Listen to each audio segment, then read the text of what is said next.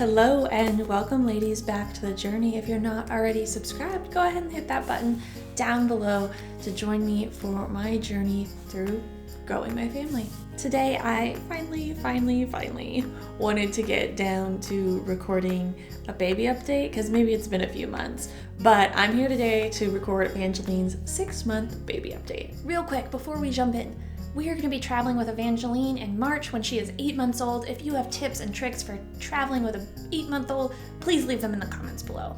The last 3 months have been really fun. She's been learning to do a lot of things. Her hand dexterity is really good. She can definitely pass things from one hand to another. She can accurately reach out and grab even smaller objects. She can roll from one side to the other to reach for things she wants, and she is finally sitting up on her own, albeit a little wiggly. She likes doing a little tripod thing where she sticks one hand down to support herself while she does stuff with the other hand, which is kind of cute.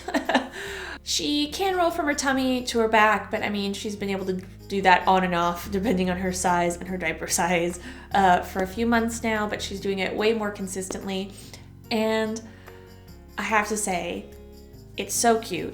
She is sleeping on her side now instead of her back. Like, we'll put her on her back, but the first thing she does is like turn over to her side. And maybe it's just like me being a mom, but I'm like, new thing, so cute. I find it really adorable. So she's consistently sleeping on her side. She's adorable, that's the point. But you already knew that. But speaking of sleep, we had a bit of a sleep regression. So right before Christmas, she got sick and just never went back to sleeping right. We were getting up 3-4 times a night. I mean, it was just miserable. And sometimes she wouldn't want much, but sometimes she wants a whole bottle. And it was a lot. To go back to 3 or 4 times a night while both of us are working was a lot. So 2-3 weeks into that, I was like, enough is enough, we're dying. We did, I don't know if you'd really even call it sleep training. I guess it's sleep training where, we made sure that we weren't using, a passy to get her to sleep anymore. And we also made sure that she was just drowsy while we put her in her crib, which has always been our MO.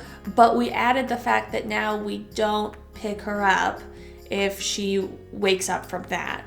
Instead, we go in and we pat her when we shush and we say it's okay. We don't abandon her or anything. We reassure her that we're here. We leave. If she's still crying or anything for a few minutes, we come back, reassure her. And yeah, it took one night to fix it. One night to show major improvements where she only got up once or twice. And then now we're back down to 0 or 1 times a night. And she doesn't even want anything. Like, she just needs to be calm back to sleep, and then she's good. So I kind of regret wasting 3 weeks of sleepless nights, but I think that's just part of learning, first time parenting things, is having that in our toolbox now. Following up on her scratching, if you watched a few videos ago, I asked for recommendations on scratching. So thank you so much.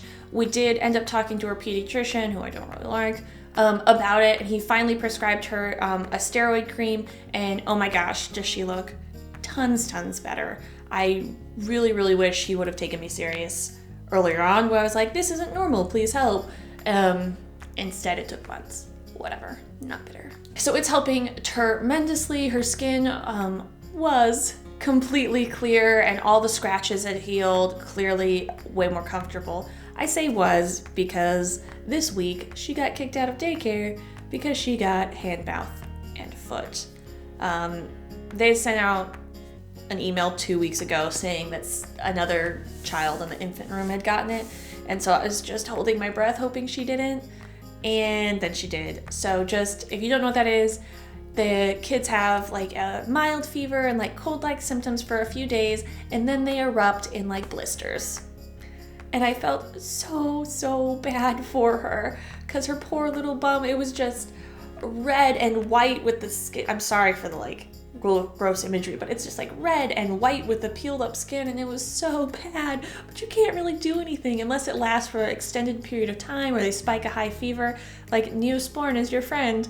And I got the stuff that has the pain relief in it too, and you could immediately tell it helped.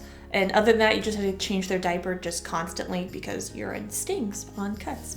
So we are recovering from that. We're a few days in from that, but she is doing a lot better. But I'm filming this on a Saturday. We'll see if she makes it to daycare on Monday. All the sores have to be closed for them to let her back in.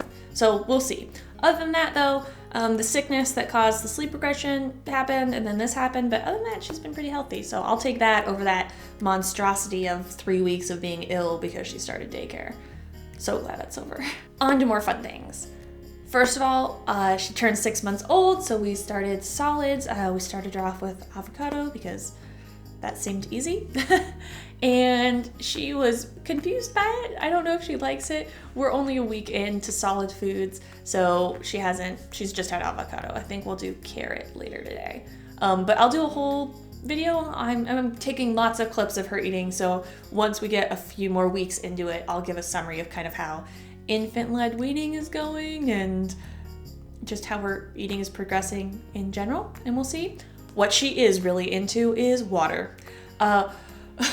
So we have a tiny cup, and don't judge me. It was a tiny stein that we got with like a bottle of Captain Morgan. Don't judge me.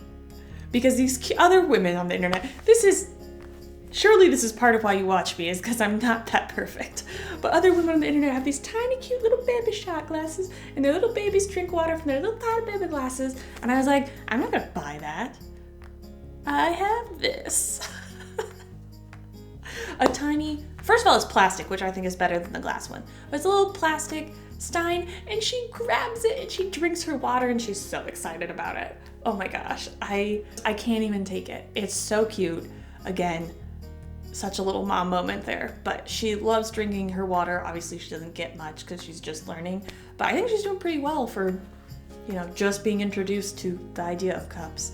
I'm not totally against sippy cups. I just haven't looked into it enough, and I know you can make really good progress with teaching babies how to use cups if you just start off that way. A little bit more research needs to be done on that one. Other adorable things that are happening? She finally noticed Elsa. Elsa is our dog. She's big and fluffy and hard to miss unless she's camouflaged in her bed.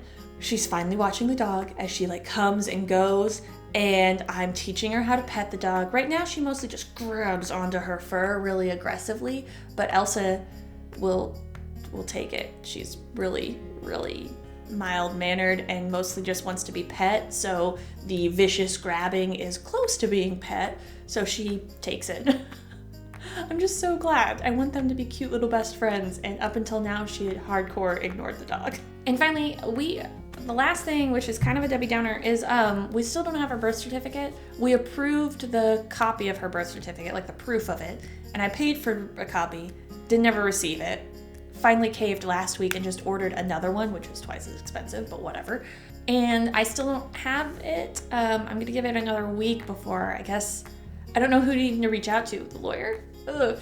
If there's any adoptive parents out there that also struggled to get the final copy of their child's birth certificate, let me know. But that has been Evangeline's 6-month update. As always, if there's any videos you would like to see in the future, leave them down in the comments. I do read them all. And until next time, ladies, keep on fighting.